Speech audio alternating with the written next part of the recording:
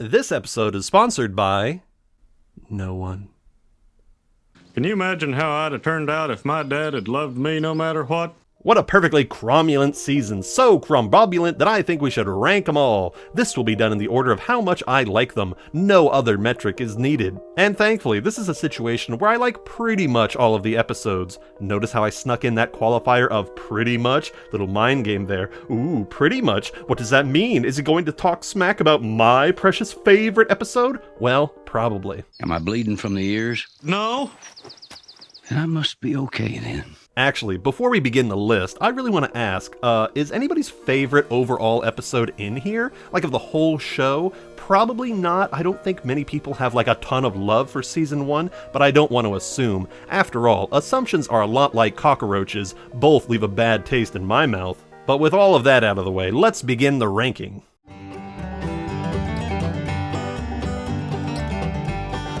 In dead last is Hank's Got the Willies, and I feel that its spot here comes from the fact that it's trying so hard to wow us. Like, don't get me wrong, it's impressive that the producers got Willie Nelson at all, but I feel like he could have been used to much better effect if he wasn't playing himself. There's also all of that Peggy jealousy stuff with the guitar, which I always find pretty half-baked. That one episode where Peggy gets jealous of Bobby's cooking skills is the fully evolved form of this one, and I can't wait to sink my teeth into that one. And no, before you mention it, I'm not putting Hank's Got the Willies this low because it's the least viewed video by far of these reviews. I actually think it's the opposite, really. People don't care for it, and therefore really don't want to watch the review, no matter how good it is. It's just the episode itself is kind of a stinker. And that's totally alright. Some episodes are naturally going to get less attention than others, and I don't blame anybody for skipping that review. I would too, honestly. I mean, just look at where I'm putting this episode in the ranking. Clearly, it fell a bit short. And I don't even think this episode could be salvaged if they replaced Willie Nelson with some other celebrity. I'm just not that interested in seeing this much fanboying from Hank, at least as long as it doesn't come at the sacrifice of an interesting plot. There are other ways to do this that I think are much better. This one, though, I'm about to bust. Oh, I'm sorry, I thought this was the bathroom. Oh, good lord! If you want a really good example of how to incorporate celebrity guests as themselves, take a look at Scooby-Doo. Go ahead, Shaggy. Meet Don Knotts. Why not? And hey, that time they met Batman was pretty boss, too. Bat Milk, anybody? Why not? Gosh, why couldn't Hank have met Adam West instead? Okay, you know what? Now I'm doing a little bit of fanboy stuff, much like Hank, so I can't throw any stones at him. Also, I want to say a big thank you to the people who went into the comments of the Willie Nelson episode and corrected me about the song Hank is singing at the end. It's an old Buddy Holly song, Peggy Sue. Although I will still maintain that it sounds like he's trying to do an Elvis impersonation, even if it's a Buddy Holly song. Anyway, sorry Willie Nelson, this one isn't on you. You deserve to be in a better episode. And speaking of... Ah yes, the Order of the Straight Arrow, the first episode to really show us Hank's more cheerful side. Just look at how he delights in the thought of pranking his son. Maybe this is a bit of revenge for how Bobby treated Hank in the pilot episode.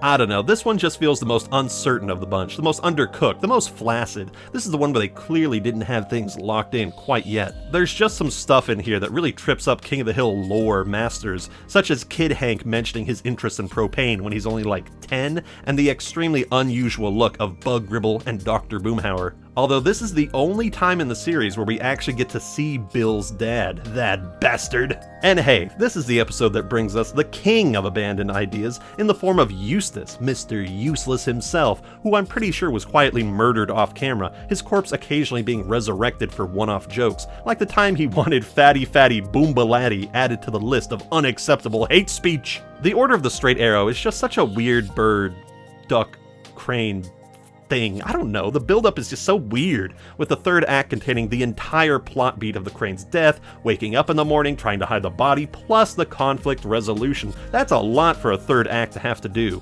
No wonder they needed to use the credits to tie up Peggy's story. The back third of this thing is just so claustrophobic, I can't breathe! The only thing that makes this episode a little bit better than the Willie Nelson episode is the Peggy B plot, which goes so far in establishing Peggy's shame regarding her feet. It's very drawn out, and I'm not quite sure if the payoff is the big laugh they wanted it to be, but once you watch it just one time, you'll always remember that Peggy has really big feet, which is surprisingly important to her character. The crane being alive the whole time is also a pretty big thinker, something that baffles me the more I see this thing. Honestly, it might be the most ill-fitting episode in the whole series. Well, okay, at least before season 9 that is, but this is purely because they hadn't come to a final decision about certain things, and while I am sympathetic to that, I like to go by the show me principle. Don't lecture me about how this thing came to be, or how that thing came to be, or the restraints doing this, or the problems with that. Just show me. You can spend 15 years polishing a turd, but it'll still be a turd nonetheless. The effort may be respectable, but ultimately we are here for the product, and whether it was an effortless project or otherwise, it does need to stand on its own. So yeah, Order of the Straight Arrow is quite a mess, but thankfully we're getting into the really good stuff now.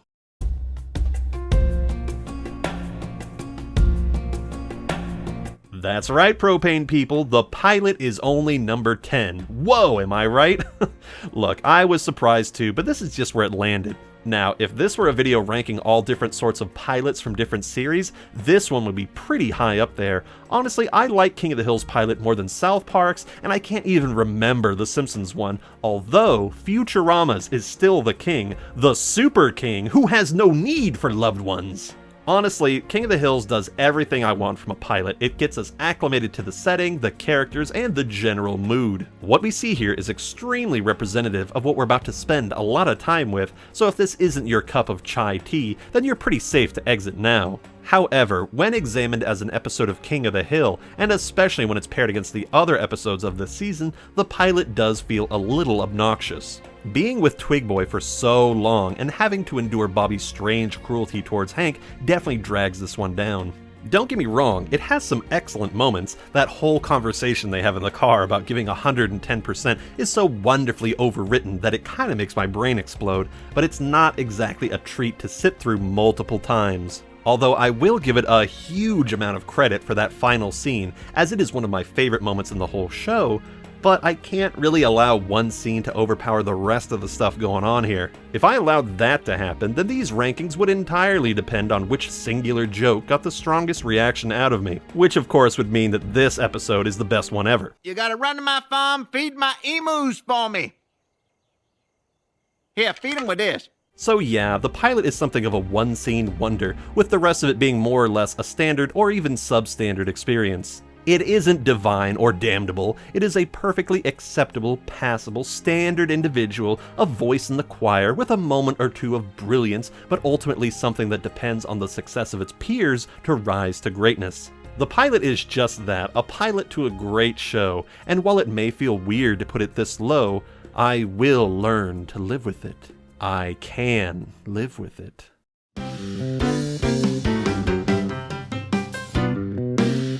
Emotional damage, thy name is Luann's saga. It's the Buckley breakup episode, everybody. It's the episode that brought Luann into the spotlight. 3 cheers! Woo! The core of this story is just so good, but there are a few things in there that tempt me to ghost it. Oh, just kidding, I would never do that. Skeletons aren't ghosts, you silly billies. But what I will say is that I think this episode suffers from 2 big points. First, it's pretty slow. The crying phase goes on for just a bit too long. I get that it's supposed to be annoying, blah blah blah, but nobody ever hands out medals for being annoying. Trust me, if they did, I'd be drowning in medals right now. But there's also the problem with Peggy, of course. She is so up Hank's butt in this one, my god. In fact, this may be the most non-fun version of Peggy ever, and not even in like a bombastic or over-the-top way. It's just too real, too much of a wet blanket situation. Blech. Shouldn't Peggy be glad that Hank is finally starting to come out of his shell and enjoy time with Luann? Sure, it may not be how Peggy would handle the breakup, but hey, you normally have to like frickin' pull teeth to get Hank to express himself and relate to others, so why not embrace this unusual behavior? Especially since Luann seems to be enjoying the heck out of herself. Come on, Peggy, work with us here! I like how the later seasons will handle this sort of situation, where Peggy goes over the top when people reject her opinions, and so she rejects their rejections, but this is much more of the harping spouse archetype, feels very take my wife, please! And I only complain about this so much because I love all of Hank and Luann's interactions. That brings it up so much in the rankings, despite the nastiness from Peggy and the fight that happens in the back half. Plus, you know, those forks, my god, those forks, ugh! And perhaps what's even more egregious is that they don't really tie a bow on Luann's relationship status. I guess she just sort of ended up getting over it and decided to bask in the love of her family, which is perfectly valid, I'm not saying it isn't, but I guess I was just hoping that Luann would have a little, like, I'm my own master now moment. Well, I complained a lot about this episode though, so why the heck did I put it so high again? Oh yeah, a certain dump truck brought it up in the ranks. Good lord!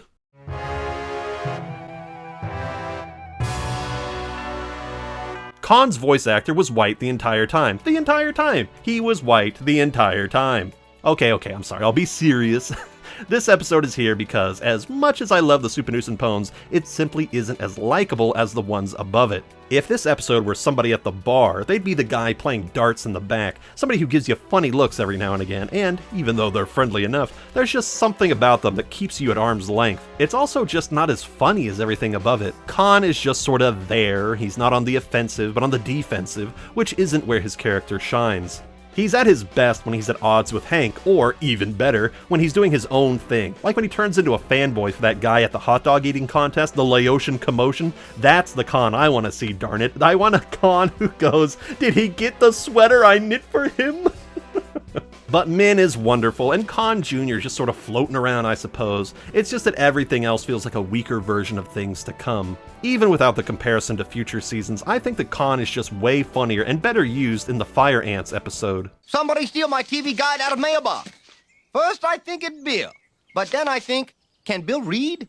This one is perhaps the most meh for me. The whole "are you Chinese or Japanese" meme is fine, a classic for sure, and it's amusing how the guys keep switching between the two, but otherwise I'm not too crazy about it, especially when the dogs go missing and they have the whole like, oh my god, they're eating dog thing. I don't know, I sort of roll my eyes at it, it's there, it's alright, I don't know, whatever. And while we're on the subject of eye-rolling moments, I actually learned something about Con recently that really surprised the hell out of me. I was watching Kitty Monk's video on Con, which is both really good and embarrassingly happened to come out just before I was putting up my video on Con. It just happened to be my next episode on the list, and I'm like, oh no, she put up hers. I hope, like, she doesn't think that I'm, like, copying hers. It's just, like, the next one on my list. You know, funny how things line up like that, huh? Anyway, so I'm watching Kitty Monk's video on Con, and she points out that the Laotian spoken on the show is apparently nothing but gibberish. It's all made the fuck up. It's like, what on earth is that all about? Hispanics, Latinos, and any Spanish speakers out there, I summon you! Listen, as infuriating and funny as Peggy's half-assed Spanish is, imagine how ridiculous it would be if she was literally speaking nonsense, am I right? I get that sometimes any representation is good, and I'm even willing to hear arguments about the whole voice actor ethnicity thing, but can we at the very minimum say that they should have actually gotten a real language sorta kinda right? I mean, apparently there's a pretty sizable Laotian population in Texas, so how hard would it have really been to get somebody, anybody who speaks Laotian, to come in and help with the phonetics of, like, how to say certain words? You know, just write them down, spend an afternoon, say, hey, you know, I want to say this, it's this, this, and this. You know, how difficult would that really have been? And even if the pronunciations are off, even if Con and Min totally fuck it up, but at least they're actual words, at least we can laugh at them, whatever. It's like Peggy, you know, she's just sort of out there doing her weird thing. We could write it off as maybe Con being out of practice or something like that, but to just go off and make up nonsense words, just, I mean, that's weird, right? Especially when the attention to detail with Spanish is so good. Like, this is pretty whoa. That information really shook my whole perspective on Con and Min, and I really appreciate that Kitty Monk really did her homework and got that information out there, so, you know, big thumbs up for that, sheesh.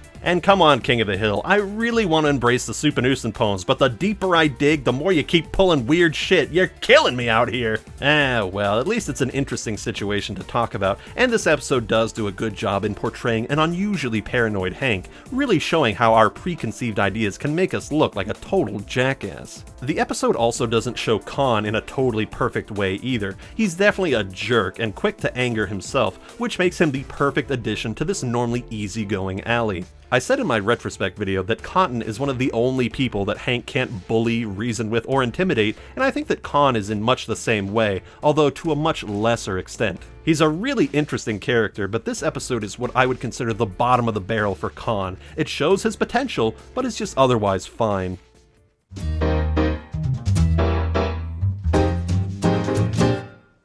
Constipation, poo-poo funny, not poo-pooing, very funny.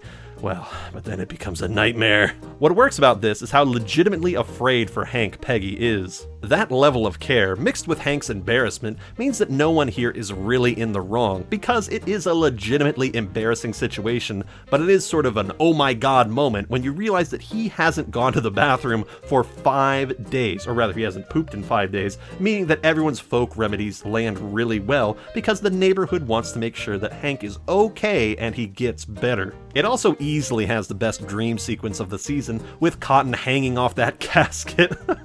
God, it's so good. I also just really adore how adversarial Peggy sees Cotton. It's great. You know, I haven't mentioned this, but I also really just love the whole bit where Cotton never calls Peggy Peggy. It's always just Hank's wife, or what's her name, or Sasquatch. Oh, God. Plus, everything at the doctor's office is just so well done. That whole bit about Hank having to take his pants off, even when the doctor isn't in the room yet, is so typical of doctor visits that it's just so, like, awkward, uncomfortable. You're placing yourself in someone else's hands and having to undress in that place that's, like, oddly communal but also private. I don't know, it's just perfect. It does an excellent job of capturing that in-betweeniness, and how many cotton balls were in that jar, The ending does leave a little to be desired. I mean, Hank's problem just sort of fixes itself and is never repeated or, I don't know, really talked about except for that one thing. That one art exhibit, you know? But this was just sort of like a one-time poop thing, no medical procedures needed, and if I were being super critical, I would even call this a deus ex machina, the god in the toilet machine, but I guess it does serve as a decent enough ending, and what else could they really have done? What were they gonna do? Have Bobby kick Hank in the butt and dislodge that fat burg? Then I'd be complaining about how stupid the solution was. That's actually a really useful bit of advice that I'd like to give anybody out there who wants to critique things. It's all well and good to complain about stuff. I mean, after all, complaining is fun, it makes kittens smile, and the single ladies in your area want to adopt those smiling kittens, but your criticism becomes so much stronger if you are able to provide reasonable alternatives. And since I really can't think of a strong enough alternative to this conclusion, I'll let it go. That doesn't mean a better alternative isn't out there, it's just that I can't think of anything, and so I will curb my criticism. Besides, it's the Constipation episode, for God's sakes. It's a certified classic, one of the best to test someone's tolerance to the weirder side of King of the Hill. You know, halfway through that sentence, I really started craving ice cream. Ugh. Soft serve, of course. You know what? That's it. Fuck you. This episode is now sponsored by Cold Stone. Get the fuck out of here, chunk. You're gone. You're fired. Cold Stone, the best place to get ice cream while children scream around you, right behind carnivals and any Thanksgiving gathering.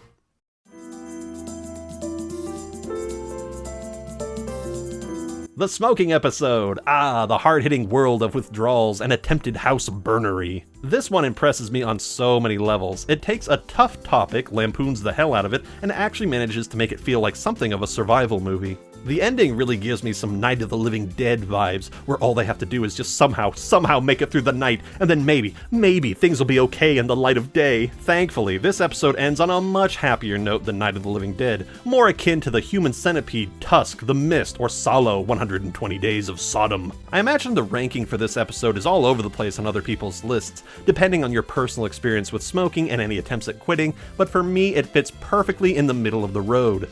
It's tense, it shows our characters being challenged in a very real and realistic way, and it ties it all together with a fantastic performance from Luann. That Smokers Anonymous meeting also gets me every time, especially how Bill is there for seemingly no reason at all. He says that he's been needing help for years and years, but since we've never really seen him smoking ever, not even in flashbacks as far as I can recall, I choose to believe that he's here simply as one of his attempts to socialize, and I feel that, man. I really, really do. So yeah, it's not exactly what I would think of as a fun experience, but sometimes it's okay to just watch a smoking train roll down a hill. Besides, it was gutsy for them to include Bobby in this addiction factor. They don't over-dramatize or demonize it either. We see Bobby with that cigarette and start to worry about him, because by this point we've gotten to know him a little bit, and part of us shouts out, "Bobby, no, that's pig tobacco!" Actually, now that I think about it, Bobby was quicker to turn down Joseph's butane bastard gas lighter than he was the cigarette. Talk about conditional upbringing, am I right? This just in, local boy indoctrinated into propane cabal, where smoking is encouraged, making fun of diaper-wearing seniors is the norm, and sexy calendars are given out like candy.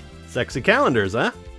Tell me more. Well, hello, Miss November. You be careful, that's flammable. Very nice. Very nice. Now let's see Fatherton's sexy calendars.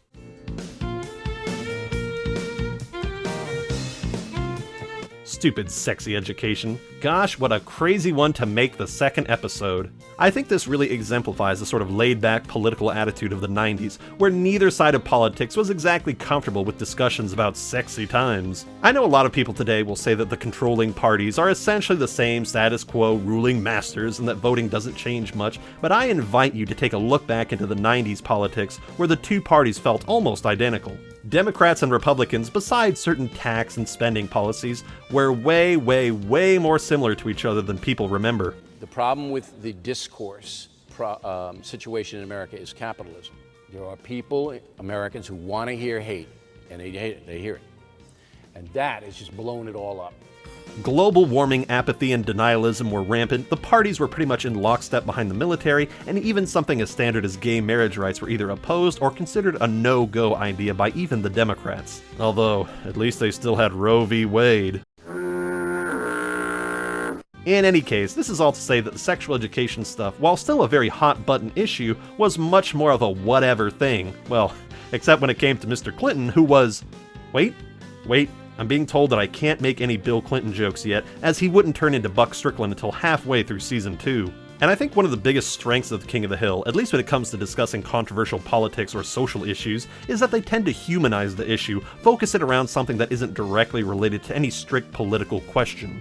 And for the sex ed one, I'm really pleased that they chose to make it about Peggy's repressed childhood and her needing to push past personal problems in order to provide the most comprehensive and positive learning outcomes. And that's why, if they decided to address modern issues in the upcoming revival, I'm not worried at all about how they might implement or poke fun at them. Mike Judge is still pretty sharp, and I think that he and his team will maintain the same level of quality we see here. Of course, whether or not viewers will be able to handle that remains to be seen. When I close my eyes, I can already see the thumbnails of thousands of outraged white guys going, "King of the Woke?" But hey, it's not their fault they've forgotten about the weed-smoking mastermind Hank Hill himself, or the sexually liberated Sasquatch named Peggy Hill, or the mixed-race couple of Bobby and Connie, or the communist-voting Luann. Oh, and before we move on, I just quickly wanted to mention something that I find pretty fucked up. In the description of this video, there will be a link to a chart from the Guttmacher Institute, which shows all of the sex education standards in the United States. And the one I really want to draw your attention to is this teeny tiny little column that says, when provided, sexual education must be medically accurate. And while you might think that that would be a standard thing, it turns out, oh my god, only 17 states require the information being taught to be medically accurate. So yeah, Vermont, maybe get your shit together, because guess what? Tennessee and Utah require their info to be medically accurate, but you don't. And neither does Michigan, or Maryland, or New Mexico, or Pennsylvania, or Connecticut, or Delaware, for God's sakes. I guess we know who the real sex-positive juggernaut here is, It's not just California, it's our friends in Nashville and Salt Lake City. And speaking of sex-positive juggernauts... Cotton Hill, what a guy. He's larger than life and twice as mean. He is a cartoon among cartoon characters, a near parody of overly patriotic and mean-spirited old men. Well, actually, Cotton isn't even that patriotic. He's more proud of his own accomplishments than his country's. Although you wouldn't know it from his first appearance. Not only does he not bring up the 50 men he killed, but he seems to really be playing up the sympathy angle of his life way more than you might think. What really elevates this episode into the front of the list is just how much of a whirlwind experience it is. There is virtually no slow moments or pauses to breathe. It's just line after line of snappy dialogue. And when combined with Toby Huss's excellent performance as Cotton and that crazy-ass war flashback, you've got a real winner of an episode. And hey, Dee Dee's here, I think. I don't know, the woman's a ghost. I love the message at the end, I adore how Hank is so excited to be hanging out with his dad, and the battle over Bobby's soul is quite compelling. But then there's all the sexist stuff, which isn't quite over the top enough for me yet. Cotton hasn't become a full-on parody yet. We're just seeing what some assholes really do in real life, and that kind of is just, I don't know, ugh. And that's really the problem I have here. Right now, Cotton is a character with asshole tendencies rather than being a raging monster that's beyond all control. Still, even with these shortcomings, no pun intended, this is a very strong showing. Also, as people in the comments of my review episode were quick to point out, I need to mention that there is a similar procedure to Cotton's foot reattachment called rotation plasty. Although rotation plasty is where they put your foot on backwards so your ankle can serve as a makeshift knee joint, allowing for greater mobility with prosthetics.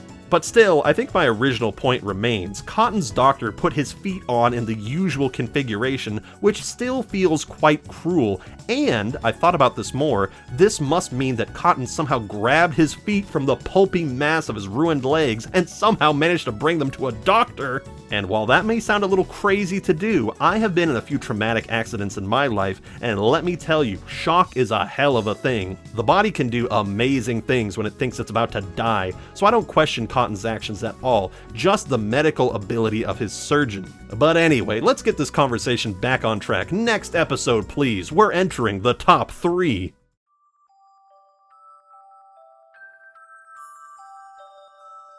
King of the Anthill, Dale's best episode so far. It's really interested in exploring the wacky and weird character that is Dale Gribble. And oh sure, we know him as part of the John Redcorn joke, but this is where we really get to see the man behind La Mondragola. You get it?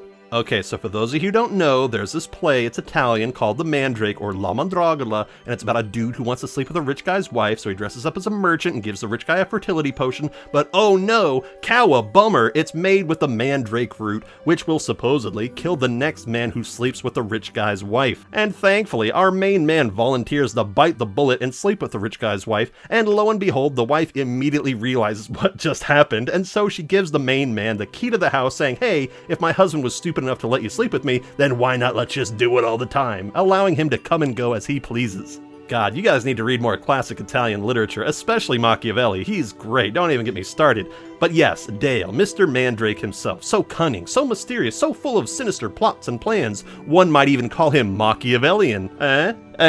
Whatever.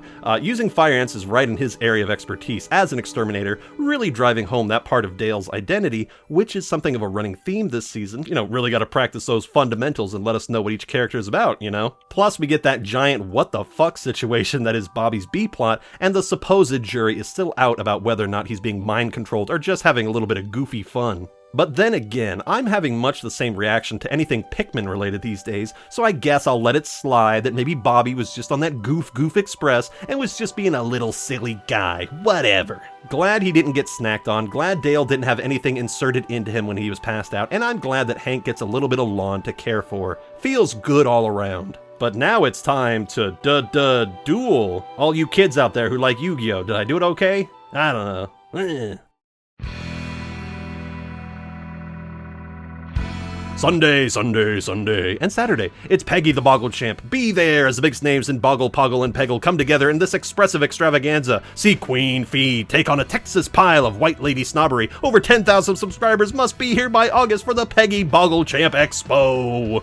So yeah, it's Peggy's best episode this season. I really like that it pushes her to an exciting limit, while also keeping things very small potatoes. Hank actually goes through an arc here, instead of just sort of walking into the solution. He goes from only using the Boggle thing as an excuse to keep Peggy busy while they go to the Mower Expo, to being there for her as her coach. It's great, I love it. Plus, Sissy Cobb is just so funny, I wish she came back. Maybe she could be Min's friend, or an ally to Cotton, or someone in the antagonist camp, I don't know, I just want to see her again. I would love to see her come back and just put out her giant goose honking laughter again. And as much as I like Peggy, I do enjoy her little rivalries, as she tends to pick great ones. Maybe one day I'll rank Peggy's big battles with various people throughout the years, but if I did, this one would definitely be in my top 5, maybe even my top 3. And you know, I gotta put my hands up here. I was going to rank this episode as the number 1 for this season, but then I remembered that Peggy has no more pencils in reserve, so I had to toss her into the garbage pile of second place. Actually, true story, speaking of second place, I was once in a research competition doing an analysis much like this of the 1986 version of The Fly, and I ended up not in second, not in third, but in the most humiliating position ever. I tied for third, and I even had to split the prize money too. God, that still pisses me off! Quick, for the love of God, get me to the best episode already. I'm cracking here.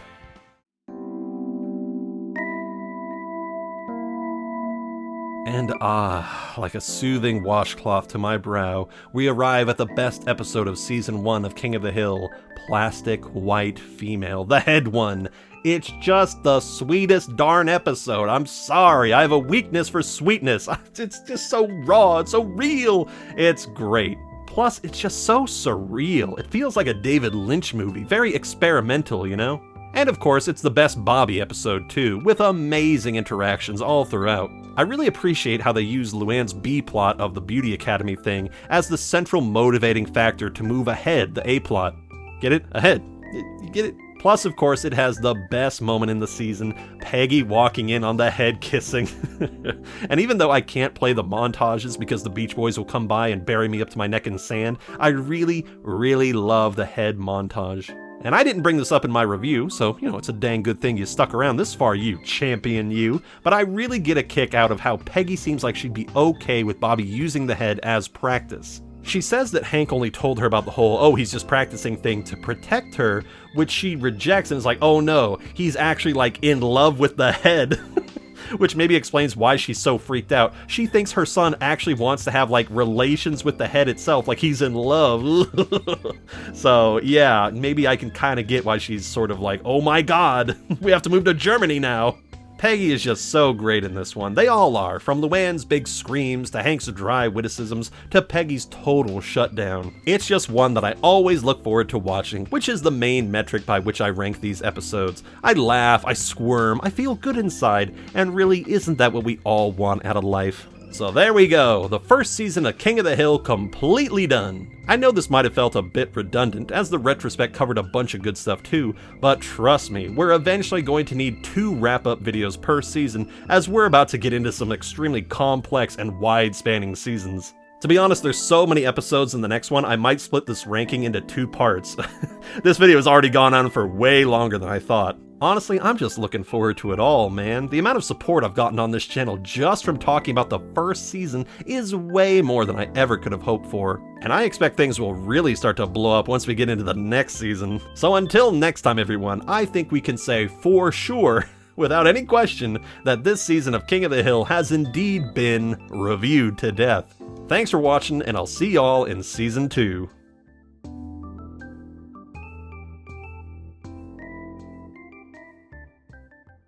If any of you were offended by my body, I'm truly sorry. Good night.